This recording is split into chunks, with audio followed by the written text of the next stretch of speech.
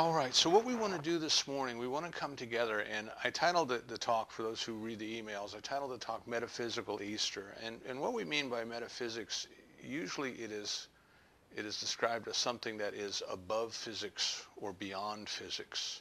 So we have the physics of the material world. We have the protons, the electrons, and the neutrons. We have those sorts of things that physical scientists can work with and they can study. But metaphysics deals with the spiritual world. And it was a branch of philosophy that the Greeks had many thousands of years ago.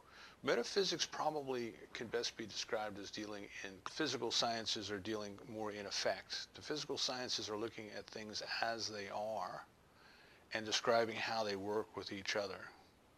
But the metaphysics kind of deals with the why.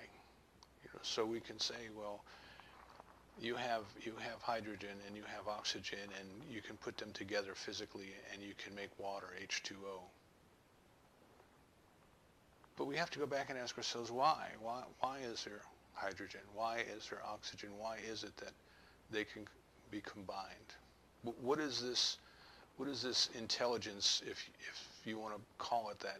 What is it that has created all of this out of itself? It's one thing to look at it and describe it as we perceive it to be through our observation and through our experimentation. But it is another thing to delve into the questions that science can't answer because they're not testable by scientific theory, but the why of the causation. Life is, but why is life?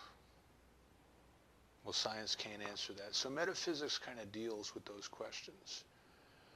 And what I mean by metaphysical Easter is that if we look at the Easter traditions of different cultures around the world, and perhaps I should clarify that a little bit by calling it the springtime rituals, the rituals of renewal around the world, which is when Easter comes, we can see that there are different themes that arise. Now, in our culture in the United States, we're primarily influenced by Judaism with Passover, and Christianity, which occurs at the same time as Passover. We are told in the New Testament that Jesus entered Jerusalem for the Passover feast. And it's kind of just an interesting side note that this year Passover and Easter occur at the same time. And you would think, well, shouldn't they occur at the same time every year if Jesus entered Jerusalem on the Passover? And they should. They should. They're linked together by the cycles of the moon. But what happened somewhere along the way when somebody in the early Christian church was laying out a calendar, they miscalculated, and they came up with lunar cycles that didn't match the way the real world is.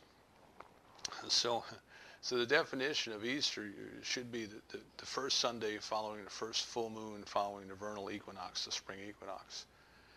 And what happened because of the error is we came up with a liturgical full moon and a natural full moon, and therein lies the difference. So that's just a little bit of factoid history there about why sometimes Easter and Passover come together and why they diverge.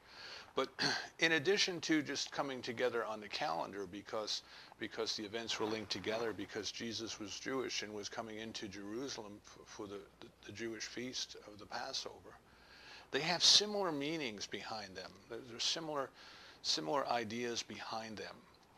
So if we want to look at things metaphysically, if we want to look for a meaning or a causation beyond the obvious, beyond the symbols, beyond taking the stories as they're given to us as being literally true, then what we want to do is we want to ask ourselves, well, is there a common theme here? Is there something that ties these traditions together?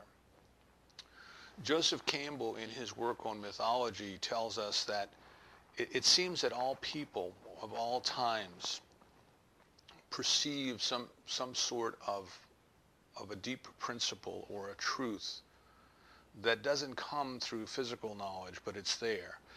Jung might have called it the archetypes of the soul. There's something within the human being. There's something there that we recognize, and we can't explain it. It's ineffable. It's beyond words or before words. So what people do is they create metaphors around them. They create a poetic story to the best of their ability to kind of describe what it is that they're trying to say, and recognizing that the story itself, the myth itself, can never completely describe the truth that they're trying to convey, but it's their attempt to do so.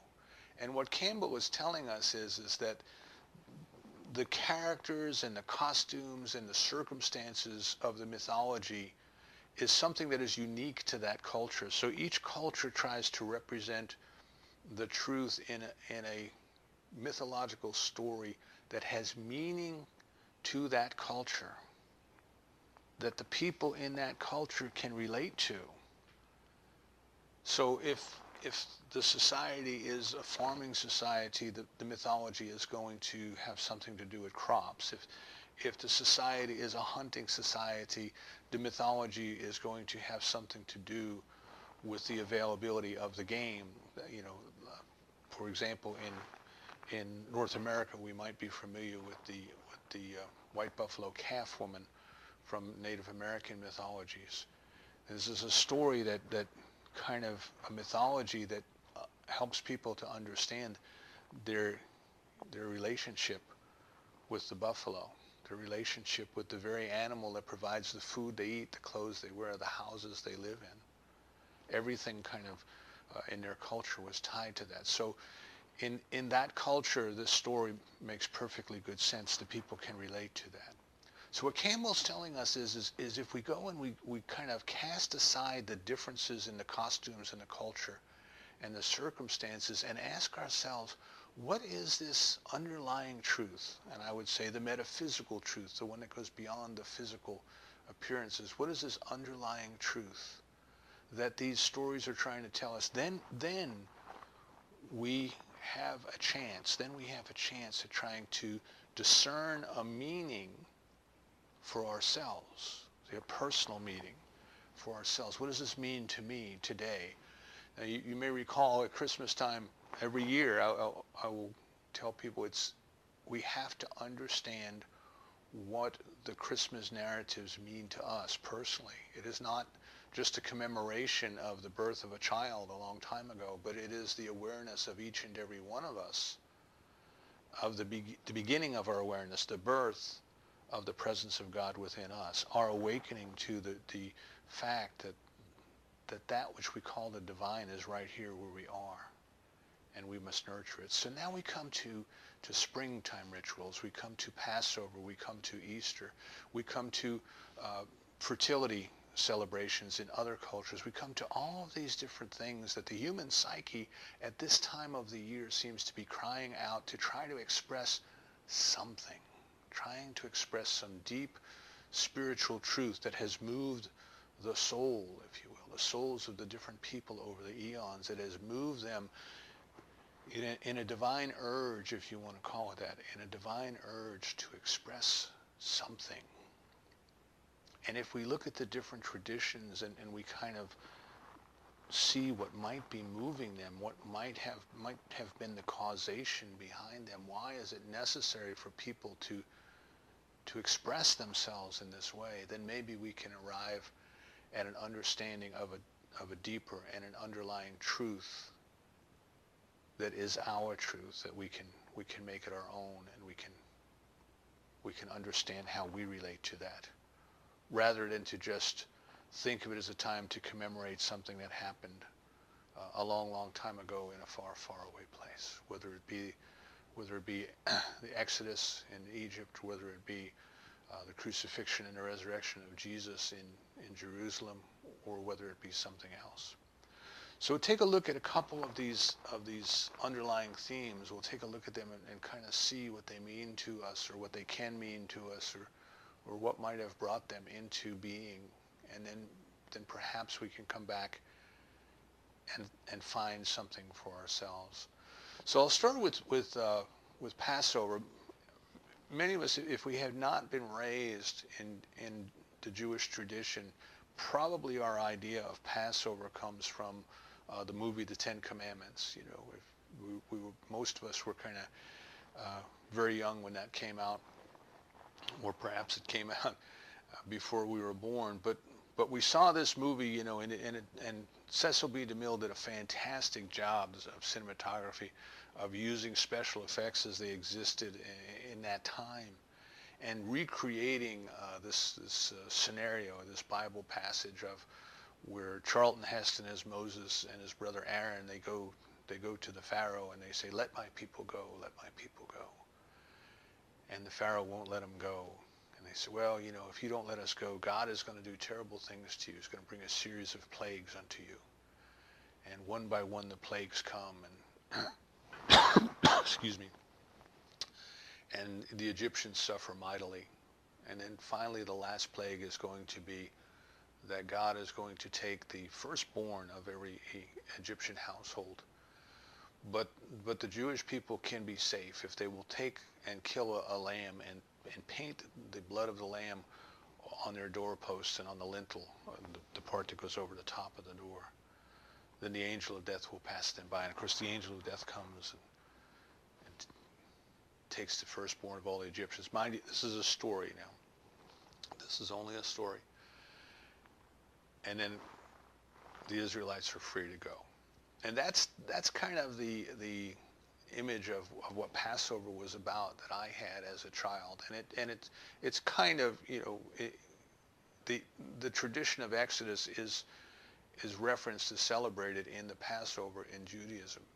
But it wasn't always that way, is the point I'm trying to make. It wasn't always that way. In very ancient times, in what was later to become Judaism, there were like two different kinds of people, two different subcultures, if you will. And one of them raised animals, they raised lambs, and one of them was a farm community, and they grew crops. And each had their own different way of celebrating in the springtime.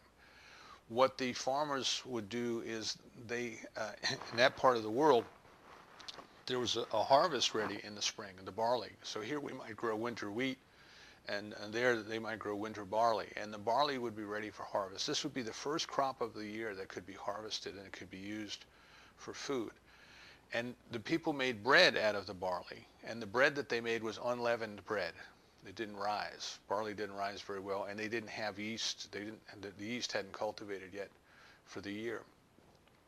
So the farming communities would hold a celebration. They would celebrate the first crop of the year. They would celebrate the blessing of the first crop of the year, and they would be eating unleavened bread. And on the other hand, the ranchers, those who raised the animals, their flocks were just starting to give birth to the young for the year. The new lambs were being born for the year. And what they would do is they would go and they would take a lamb and they would slaughter it, and they would make a sacrifice of the blood. Remember, in ancient times, people believed in animal sacrifice and blood sacrifices and all those kind of things that we look upon today as kind of shocked. But that's the way people were in those days. So you had these two different traditions. One community was celebrating with the blood of the lamb. Another community was celebrating with unleavened bread. And later on, and oh, by the way, and when they celebrated these things, they celebrated wherever they were. They celebrated in their local towns and villages or tents or wherever they happened to be.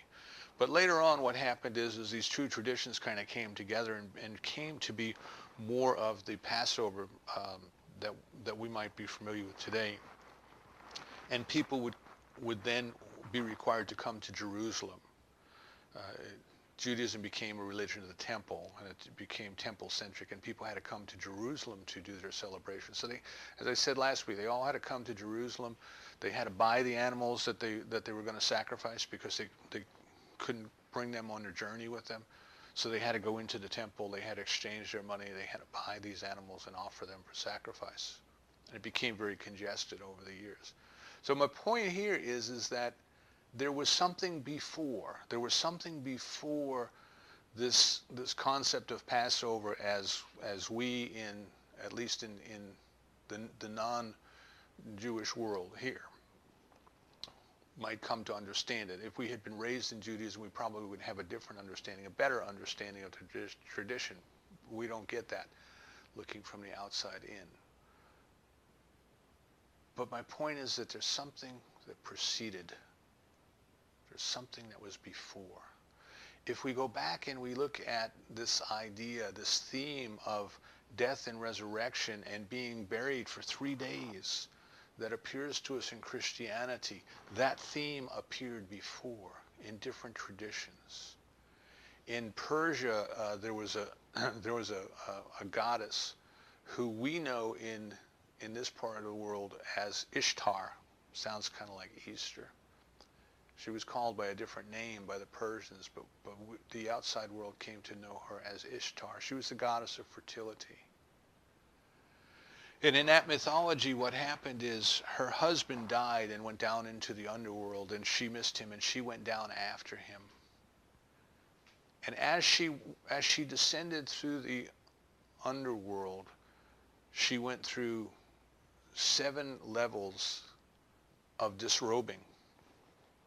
This is where the dance of the 7 veils comes from. And by the way, you'll find a similar mythology in Hindu traditions of the seven veils. But she went through 7 layers of disrobing until she found herself naked before the judges of the underworld. And the judges of the underworld found her guilty of something, and they killed her. And when she died, all of the earth, all of the vegetation on the earth started to brown, started to shrivel up, started to die. And one of her aides realized what was happening, and she took a little bit of the vegetation that was left, and she went down into the underworld, and she found the body of the dead Ishtar, and she put the vegetation from the earth on the body, and the body revived. And together they came back. They came back from the underworld. They came to the surface, and life renewed itself. Everything started to blossom. Everything started to green. So you can see here this idea, if you stop and think about winter, as winter comes, and as everything starts to slowly brown, we have the spectacular colors here in the fall where the leaves give up great colors. And everything starts to give off vibrant colors. And then it turns into a brown, and then the leaves start to fall. And you can kind of, or at least I can envision this as this is the dance of the 7 veils. This is the slowly letting go, the slowly shedding, the slowly releasing the physical things until we have the trees that are just bare naked. We just have the branches, and that's it, except, of course, the conifers. But we have this slow shedding of life until everything is brown and everything is kind of desolate. The lawns have browned off. And then in the spring, things start to come back. Right? We start to have this renewal. So you can relate the mythology at a physical level to what's going on. You can understand physically where these ideas might come from. But what's beyond that? Is there a spiritual truth that these stories are trying to represent? By the way, the idea of 3 days, in some traditions, it has to do with the moon. The moon dies every cycle for about 3 days. Right? You go through from the new moon. The moon starts waxing, and then you get to the full moon, and then it starts waning, and then it disappears for about 3 days, and then it emerges as a crescent, and it starts to grow until it reaches the full moon, and that cycle continues. So in some traditions, the moon was dying for 3 days, and then the moon was being resurrected. The moon was being born again. So there's this theme of renewal that is going through. The Easter eggs that we love to color and hide and watch the children find. This idea of coloring Easter eggs goes back to Egyptians, goes back thousands and thousands of years to Egyptians. It really has nothing to do with Christianity, other than that there's something deeply symbolic about this activity that people want to do, they want to engage in. So we continue to do it. And of course the egg itself, as I mentioned a couple weeks ago, the egg itself is kind of the symbol of life and rebirth. Here's this tiny little chicken embryo inside an egg, and everything that it needs to develop is right there inside the egg. The yolk is there to provide it with the food that it needs as it grows. And as it grows, it finds itself entombed. It finds itself trapped inside this shell. And yet that's the whole world as it knows it. The whole world that chick knows is inside that egg. but something within it tells us it's time to begin anew, to begin a different phase, to live life anew. And at its choice, at its timing, it begins to peck and open up its tomb and come forth into the world. You see that symbolism matches very well with the symbolism of Jesus being crucified and being buried and being placed in a tomb, and a stone put in front of the tomb for 3 days and then rolled away. And the Easter bunnies are a symbol of life being prolific, of abundance, of multiplication, of spring. And they have to do with renewal. We have all of these different symbols that are tied together at this time of the year. They come together in Christianity. They come together with Jesus entering Jerusalem for the Passover. And as I said last week, we go through kind of for me at least, a strange period of the scriptures, in where Jesus becomes very stern, and he does things that very obviously would get him in trouble with the law, because this Passover celebration, as the population grew and everybody had to get to the temple, it grew so big that the temple couldn't contain it. It spilled over into used to be you had to perform your sacrifices on the temple grounds, and then it got to be, well, anywhere in Jerusalem. So people were celebrating all over Jerusalem. What they would do is they would go to the temple, they would buy their lamb, the priest would sacrifice the lamb and then give them back the carcass, and then they would take the carcass and they would go and they would cook it and they would eat it. So, everybody was having big parties everywhere. A lot of unrest, a lot of tension. And we have a lot of symbolism in the scriptures of the New Testament. And I just want to mention,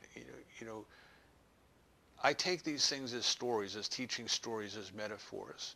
If you want to take these things as completely literal, what you will find is that you can actually see where there are discrepancies, if you will, in there. People who are into that will argue over whether crucifixion took place on Thursday or Friday and all sorts of things like that. But you can see changes as they have crept into the scriptures over time. In some Gospels, Mary Magdalene was the first one to reach the tomb and greet the risen Jesus. But later on, as the church wanted to, or whoever wanted to downplay the role that Mary Magdalene had played, some people will say that Mary Magdalene was the one who got the disciples who had fled and got them back together and explained to them who Jesus was. But later on, the powers that be wanted Peter to be the first one. So there was a change. So now we have Peter as the first one who goes in there. We have, you can start to see, as people would say, well, there was no resurrection. His followers stole the body. Now we have a stone being put in front of the tomb. Now we have Roman guards being put in front of the tomb to make sure that there is no theft. So you can see that there was kind of iterations of the Gospels were written to kind of counteract the criticisms at the time. John Dominic Crossman, in some of his work, he says it was very unusual that a crucified body would even be taken down. The Romans would leave it up to rot as a sign, as a warning to everybody else. So I'm just bringing that out because we have to, if we're looking at these things as stories, then we got to say, well, what is the significance of the stone? Why is the stone there? Why is the tomb a tomb that has never been used? A tomb that is carved from stone that has never been used. And here you can see the bookends of the scriptures. You have Jesus who came into the world in a virgin womb, who leaves the world in a virgin tomb. So you can see kind of the way that the people who constructed the stories were putting them together, so things kind of matched up. But if we take a look at it and we start to say, well, what is this whole idea about this crucifixion and this death and this burial and this resurrection, and what does this mean to me? And the resurrection is always about renewal. In the different traditions, it's about renewal. It is about beginning again. But what is it that is beginning again? See, when Jesus rose from the dead, remember, he was not the same. If we read the story in the scriptures, he was not the same. He said to Mary Magdalene, don't touch me, don't touch me. I've not yet ascended. I'm not fully renewed in the new direction that I want to go. After the resurrection, he was entirely different than his disciples had known him. Right? He could move from one place to another instantaneously. He could pass through walls into locked rooms. All of these different things are in there to tell us that he was different. He was different spiritually. He had become renewed, not in the physical sense that we are used to, not just simply in flowers blooming again this year, but he had become fulfilled, if we want to call it fulfilled. He had become awakened. He had become resurrected. He had become born again into a spiritual life, into a spiritual life. And Campbell tells us that we have to understand in the mythology that in order for there to be a renewal, in order for there to be a resurrection, there has to be a death. There has to be a crucifixion. You can't rise from the dead if you have never died. And he points out that in some branches of Christianity, people have become fixated on the crucifixion and the pain and the suffering of the crucifixion, and they have lost sight of it was necessary. In the story, it was necessary in order to have this resurrection, and it is the resurrection that is important. If we go back to the parallel of the story of Ishtar descending and being stripped layer by layer of 7 times, there is a release, there is a letting go, there is a change that we undergo until finally she was hung by the judges. Jesus was crucified by the judges. And that's necessary in order to get to the resurrection, in order to get to the renewal, in order to get to the rebirth. So as I said when we began this series of renewal, and we started to talk about seeds, you have a tiny seed that is encrusted in a hard shell, sort of its very own tomb. And we take that seed and we put it into the ground. But remember, we talked about ground that was properly prepared. And we put it into the ground at the right time, the right temperature. And we care for it. Physically, we care for our seeds with water and fertilizer and organic material, compost, and those things. And spiritually, we care for our seed. The seed is the truth that we hear. We care for it with our spiritual practice, with our prayer, with our meditation, with our education. But something happens in that seed, like something happens in the egg, like something happens in that tomb. Something happens where the life within is able to break through the crust. It is able to shatter the shell. It is able to roll back the stone. All of these things meaning more or less the same thing. And that life that is within that seed, there's something within that seed itself that now knows how to put out shoots, knows how to put out roots, knows how to draw to itself everything that it needs so it can begin again, so it can begin anew.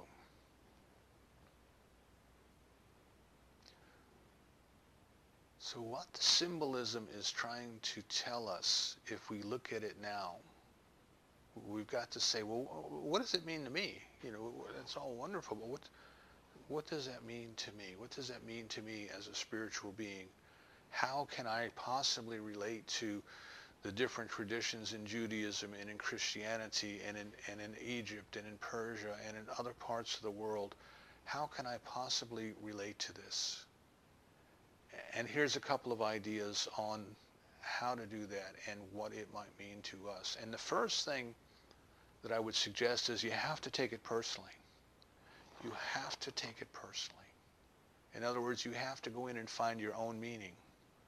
You have to search your soul and find your own meaning. What does this mean to me? It's not just about things that happened thousands and thousands of years ago in different cultures around the world. It is going on within you and I right here and right now. What does this mean to me? What is this theme of death and renewal, this going into the underworld, which is in itself a metaphor for going deep within our own subconscious, if you will, deep within our own minds. This layer, losing the 7 layers, is letting go of the things that no longer serve us. Cecil B. DeMille turned it into a seductive striptease to titillate the audiences and load the theaters with busloads of little old church ladies who could tell everybody how awful that was after they had paid their ticket. But there's a symbolism there. There's a symbolism about going deeply within. There's a symbolism about releasing and letting go. Not all at once, mind you, but in layers, letting go. Easily, effortlessly, sometimes with a struggle, but letting go nevertheless. Letting go of the things that no longer serve the growth of our soul. And then when we have completely released and let go of all of the egotistical ideas, all of the ideas that would keep us from knowing our soul as a beautiful expression of God. When all of those are gone, we're ready to lay down our life. We're ready to lay down our mortal life. We are ready to undergo the crucifixion, if you will, the complete and utter destruction of the ego, the complete and utter letting go of all of our ties to the physical world.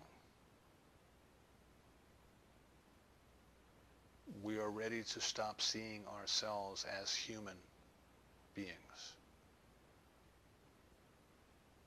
We are ready to go within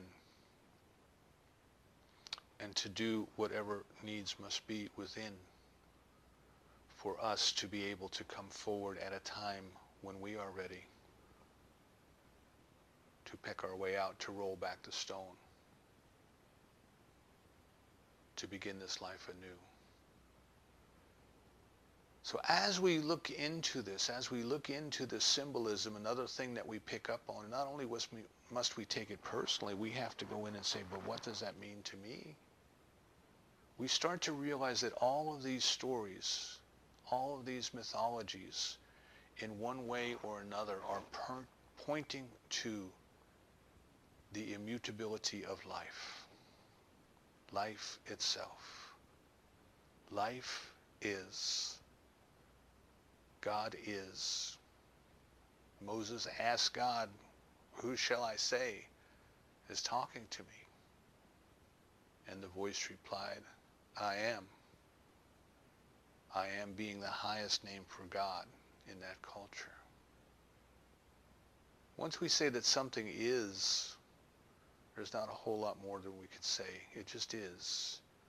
It just is. And life is immutable. There was a scientist years ago who came out with a theory, I think it was called the Mayan principle, M-A-Y-A-N, Mayan principle.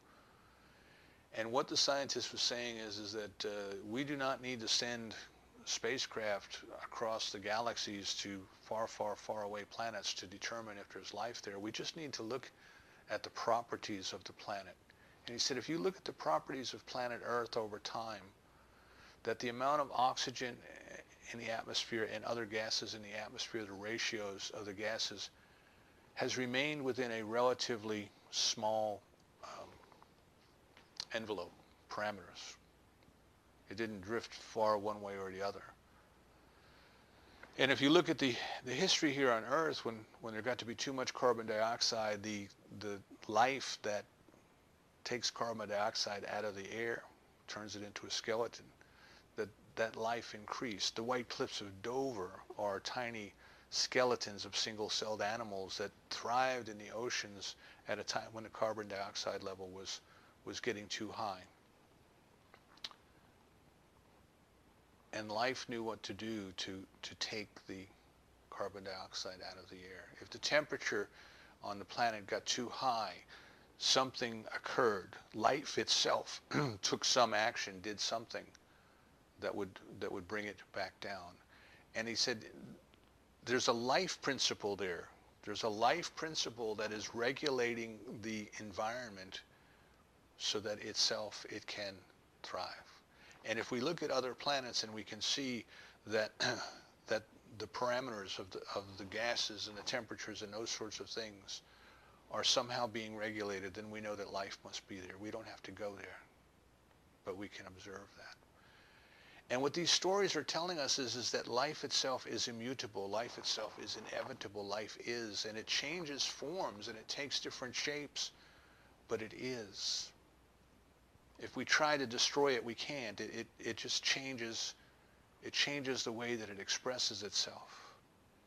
It comes through the obstacles that we put in its way.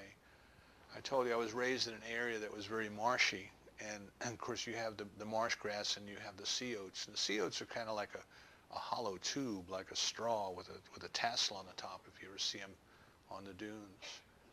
And people would go into parts of this marsh and they would try to claim it to build a house, and they would go and they would put an asphalt driveway in over the marsh.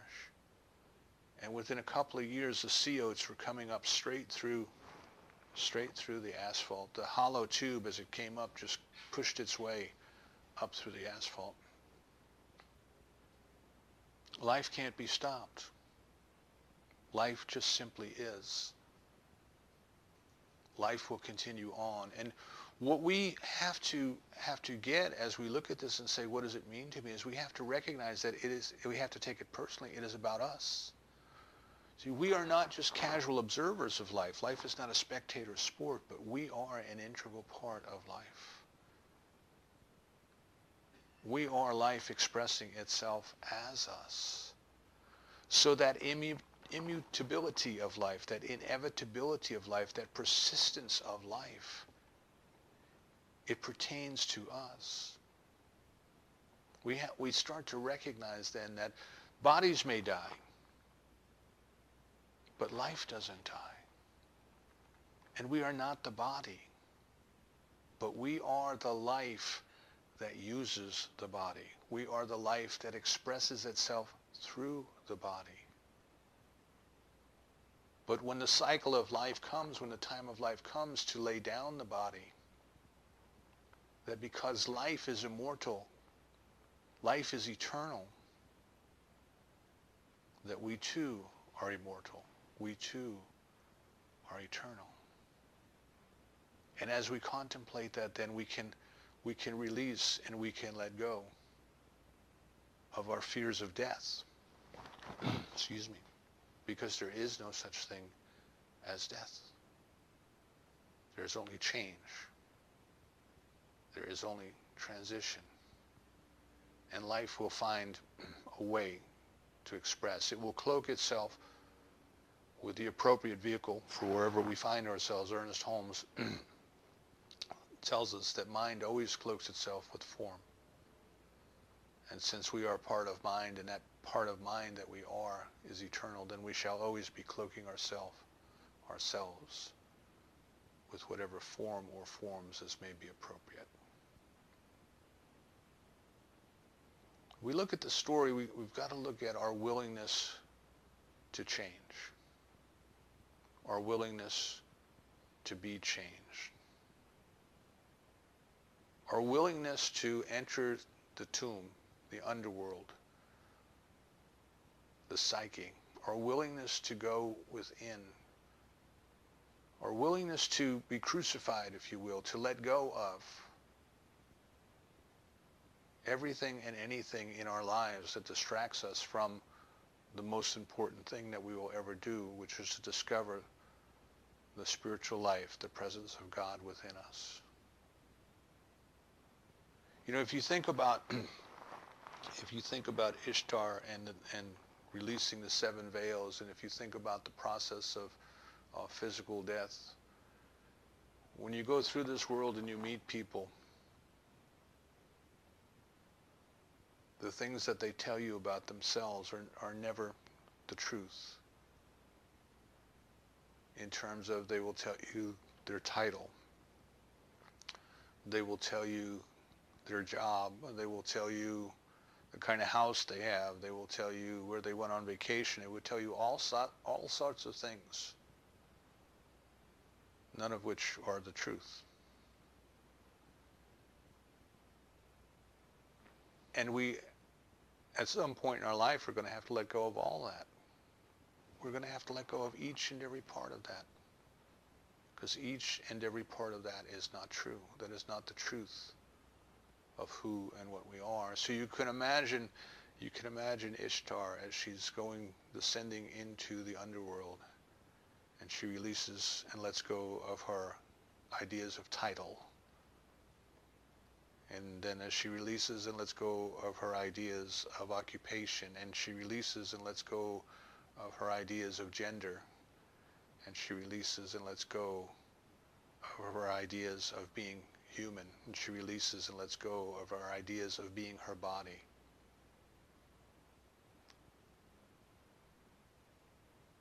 As we contemplate these things, we recognize that what they're telling us is that each of us is making that same journey right now. Our spiritual awakening consists of our willingness to cheerfully undergo the process of change,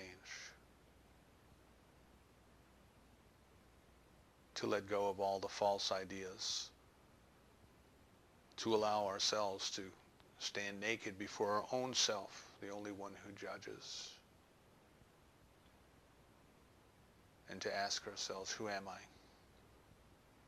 Why am I here? Where am I going? And when we have a better sense of that, to then come back into this world and to live life differently, in a manner where our old friends may no longer recognize us, because we have changed. We have been renewed. We have been born again.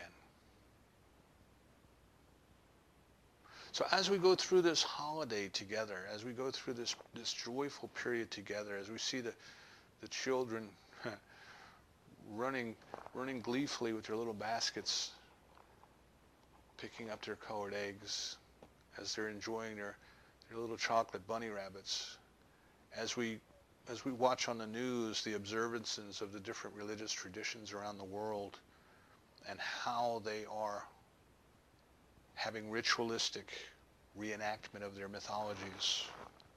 And that's what the ritual is. The ritual is the reenactment of the mythology.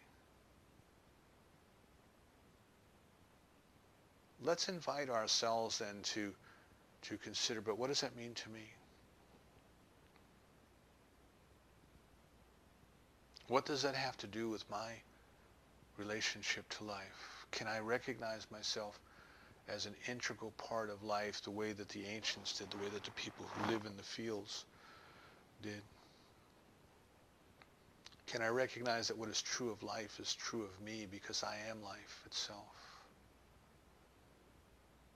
And life is constantly changing, but life is never destroyed. And there's something within life itself that knows what to do to continue on. And that very thing that we call life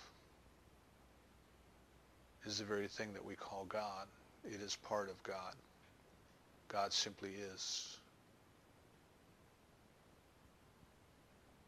And that which we truly are is not this body.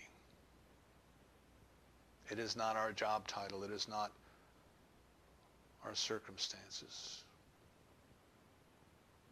But that which we truly are is an expression of the divine itself.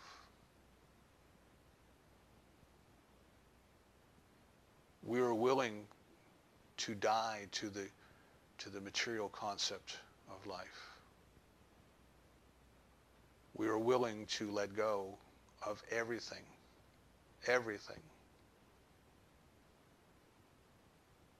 that may tend to keep us from discovering our true spiritual nature. We are willing to go into the underworld to do our spiritual practice. We are willing to go into the tomb, our time alone,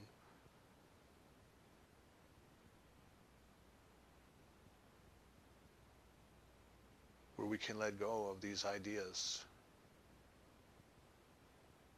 and we can allow the love of God, that impulse of life within us, to guide us and to direct us and to lead us out of the self-imposed darkness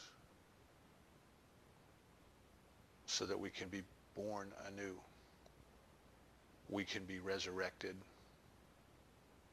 We can begin to live our lives as the spiritual beings that we now recognize ourselves to be.